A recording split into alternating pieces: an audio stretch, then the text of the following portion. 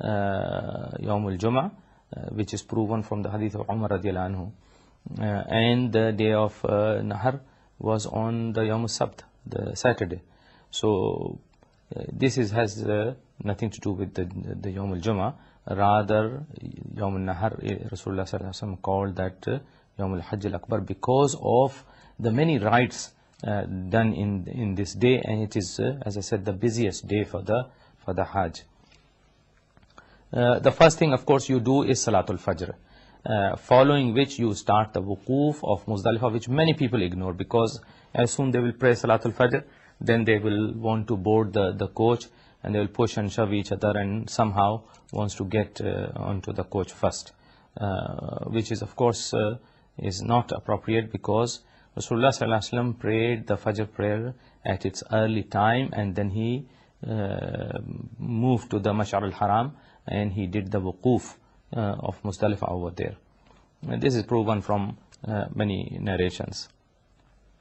He did this, although he did this near the Masjid Mash'ar al-Haram, but he said that all the Muzdalifah is a place of wuquf. So any part of the Muzdalifah you are in, you can do the wuquf, and this wuquf is that you face the Qibla, raise your hands, make the dua, state the Tawheed of Allah subhanahu wa ta'ala and His greatness. So this is all that should be done there. And the basis of this is what Allah subhanahu wa ta'ala says in the book, فَإِذَا عَفَدْتُم مِّنْ عَرَفَاتٍ فَاذْكُرُوا اللَّهَ عِنْدَ الْمَشْعَرِ الْحَرَامِ وَاذْكُرُوهُ كَمَا هَدَاكُمْ وَإِن كُنتُم مِّن قَبْلِهِ لَمِنَ الضَّالِّينَ. That when you return from Arafat, then remember Allah in the Mash'ar al-Haram, and Mash'ar al-Haram is Muzdalifah. Muzdalifah has three different names: Muzdalifah, Mash'ar al-Haram, and Jama'. These are the three names. So what is said here in this ayah is to remember Allah subhanahu wa ta'ala in the Mash'ar al-Haram, meaning in the Muzdalifah, and this is the wuquf of Muzdalifah.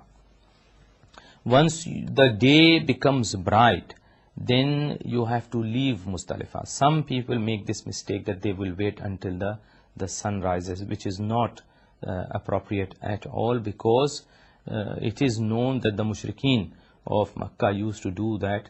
In fact, they used to wait until the sun would appear and the sun rays would fall on a certain mountain where a person was called Thabir was buried. So they would say that the sun has risen on a Thabir, and then they would move from there. So this is why Rasulullah sallallahu alaihi wasallam, Jabir radiallahu anhu said that when the day became bright, then the Prophet sallallahu alaihi wasallam left Muzdalifah just before the sun rose.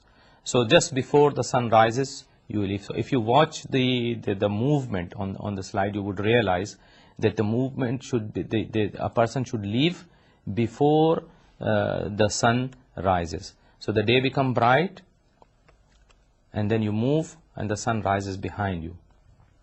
Okay. You reach Mina. Of course, the best thing is to walk from Muzdalifah to Mina if one is able to, because the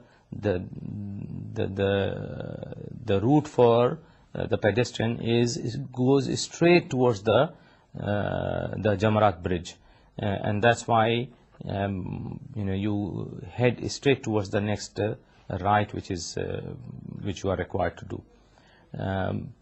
And of course, when you reach Mina, the next thing you do is the Rami of Jamarat al-Aqaba. So let's see how that Rami is done. Sorry.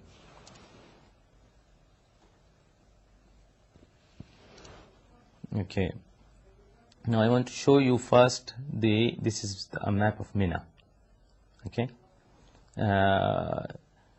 On the left side, a green, large green track which you are seeing, that is the Jamarat bridge. Let's just this is where the circle is showing. This is the Jamarat bridge where the Jamarat are. Let's have a zoom in. That's the Jamarat. In the real life, it's something like this. In fact, this is an old photograph. It's changed because there's another level made. This is only showing the lower level and the upper level, but there is a third level.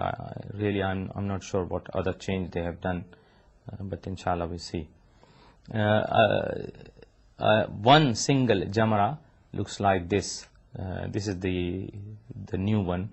The old ones used to be just like a pillar, but now they have extended them like a wall, which is quite a wise thing to do because of the huge crowd. It spreads more evenly around this rather than a pillar, because many accidents used to happen around the Jamarat. So on the day of An-Nahr, which is the 10th of Dhul Hijjah, when you reach Mina and you have to do the Rami of Jamrat al-Aqaba, this is the only Jamra where you do the Rami. So let's just have a look at the graphics. This is Jamratul Ula, then Jamratul Wasta, and then Jamratul Aqaba, which is the largest and the furthest one, closer to Masjid al-Haram and furthest from the center of Mina. The basis of, that's just the direction, behind is Mina and in front is Kaaba, slightly shifted to the left. And this is the Jamra we are going to do the Rami only on this day, which is different from the Rami of Ayam al-Tashriq, which is done to all three Jamarat. The basis of this is what Jabir radiallahu anhu and others reported. That Jabir radiallahu anhu, he said that hatta atal jamra allati 'inda shajara faramaha bi sab'a hasayat yukabbir ma'a kulli hasa minha mithl hasal qadhf rama min batn al-wadi thumma insarafa ila al-manhar. That the Prophet sallallahu alaihi wasallam, he came to the jamra which was near the tree. He meant the Jamratul Aqaba, the largest one.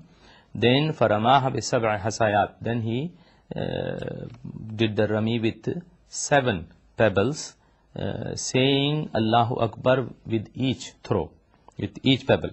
And he said that the pebbles he used was like al-qadhf, which is like a bean seed.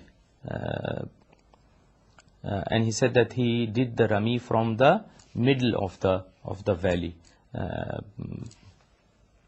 which is different from what Abdullah ibn Masud reported for the Rami of the Ayam al-Tashriq. We'll see that later, inshallah. So he did that and then he returned to the place of sacrifice. Okay, so this is the basis that we know from this narration. The Prophet ﷺ did the Rami to only the large Jamra on this day, and he did not stop at that. After doing the Rami, he simply returned to the Manhar, which is the place of sacrifice.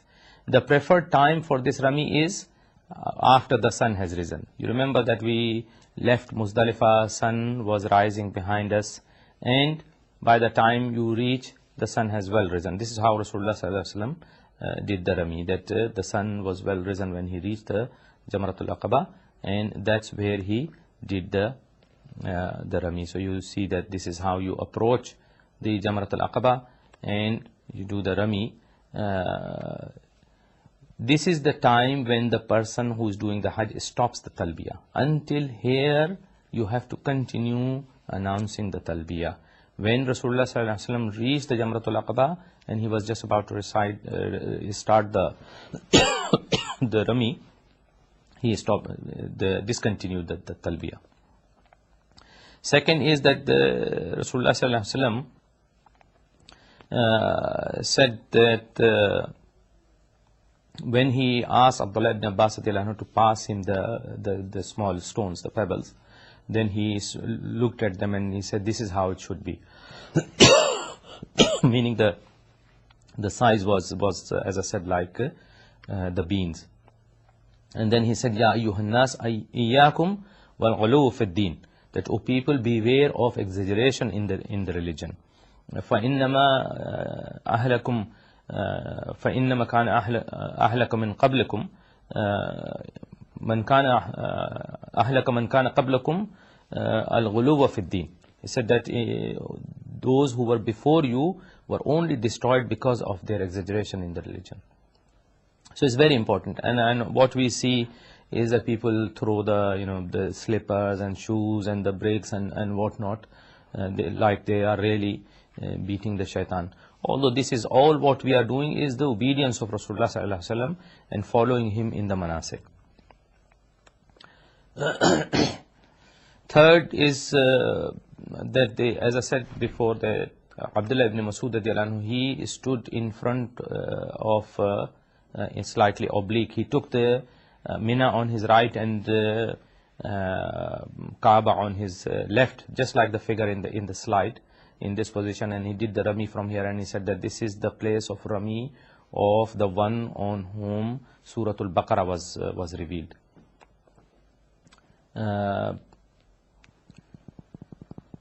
Fourth is that if on every throw one has to say Allahu Akbar. This is how Rasulullah sallallahu alaihi wasallam did the Rami. So this is how you would do the Rami. 7 throw, each throw Allahu Akbar. There are some other words reported as well, or the companions they did.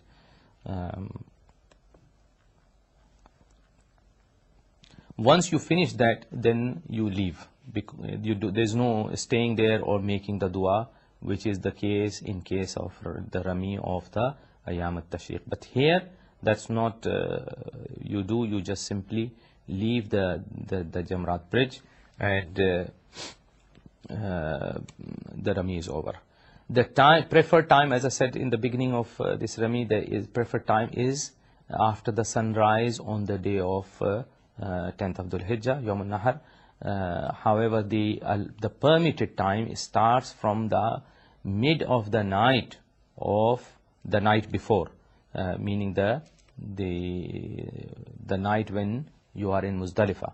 So no one is allowed to leave before the midnight, except in case of a necessity, such as those people who were appointed to provide water to the Hajj. Rasulullah sallallahu alaihi wasallam permitted them, and also he permitted the shepherds who needed to look after their cattle. Those were the two groups the Prophet sallallahu alaihi wasallam allowed to leave earlier.